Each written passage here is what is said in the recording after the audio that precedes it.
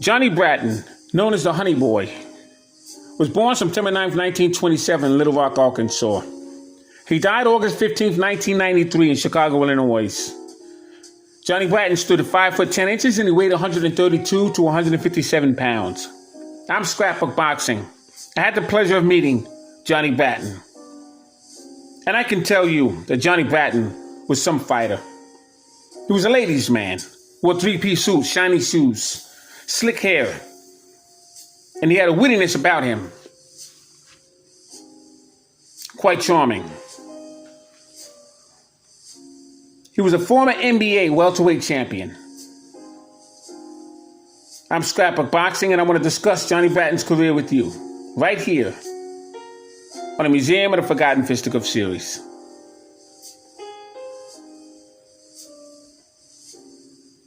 Now, Johnny Bratton was remarkable in this sense. And he would face Ike Williams 9 rounds with a broken jaw. The only issue I had with Johnny Bratton was that he had brittle hands.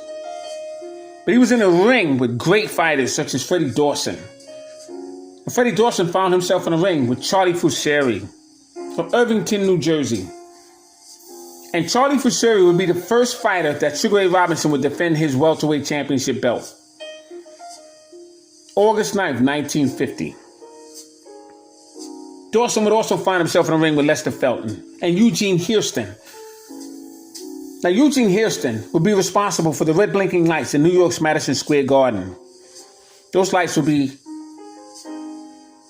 inserted on all ring posts as an indication for 10 seconds was about to end. Dawson would also find himself in a ring with Danny Bang Bang Wapner and Victor Cortell. Quite a fighter was Freddy Dawson. Had the pleasure of meeting him.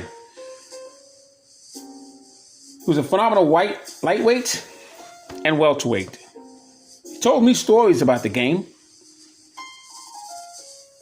But most importantly, he was a very good humanitarian, an outstanding fighter.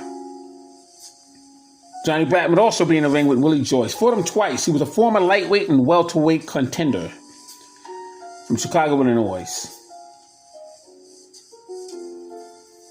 And Freddy Dawson would also face fighters such as Ralph Zanelli and Cleo Shane. Laurent Dottier. Laurent Dottier was a Frenchman who was responsible. If it wasn't 13 seconds left on the clock, perhaps would have been the middleweight champion of the world.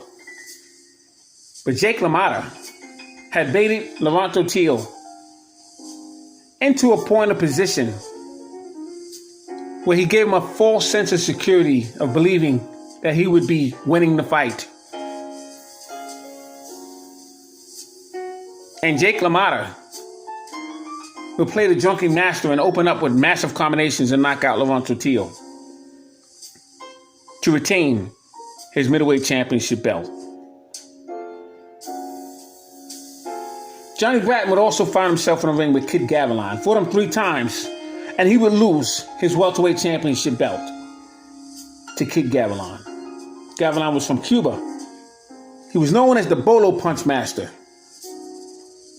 Outstanding fighter was Kid Gavilan. Had 2 great fights with Sugar Ray Robinson. Freddy Dawson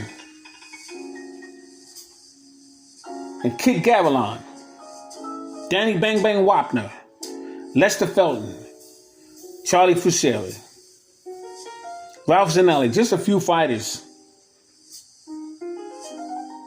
that were outstanding in the 1950s. Bratton would also find himself in a ring with Ike Williams twice. He was the current NBA lightweight champion. He found himself in a ring with Sammy Engat. Engat was the NBA lightweight champion, who unfortunately in 1941 didn't make weight on a scale in facing Sugar Ray Robinson. So although Sammy Engat would lose to Ray Robinson, he would still be the lightweight champion of the world. Engat would also be responsible for the 60-second fight of Willie Pep's winning streak ending because Sammy Ingat was that good of a fighter. Johnny Bratton would also face Bo Jack twice, lightweight champion. Bo Jack had 21 main event fights at Madison Square Garden. Tibby Larkin was the second. Most fights at that historic arena. Johnny Bratton would also face fighters such as Albie Chalky Wright, who was a former featherweight champion. Chalky Wright had taken the title from Joey Archibald. He would win the featherweight championship belt, but he would lose it to Willie Pep. Bratton would also face Joe Brown, called him Old Bones. He was a lightweight champion.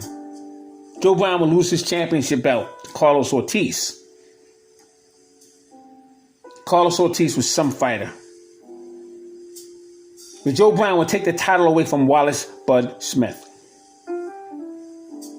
Joe Brown was from Louisiana, but he was a devastating puncher. Johnny Bratton would also face Chico Verona and Del Flanagan.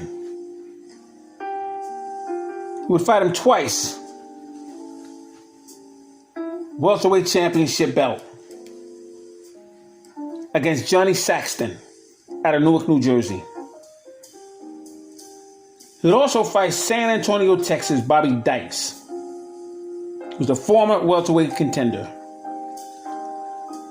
I want to salute Johnny Bratton, nicknamed Honey Boy. He would wear three-piece suits, handkerchief, pocket watch, shiny shoes, slick hair, had quite a charm. He would fight with a broken jaw, brittle hands. But I got news for you. This man could fight. Thanks for hanging in there with me. Salute to my subscribers. Salute to Johnny Bratton, one of the greatest fighters, in my estimation, in the 1950s. Peace.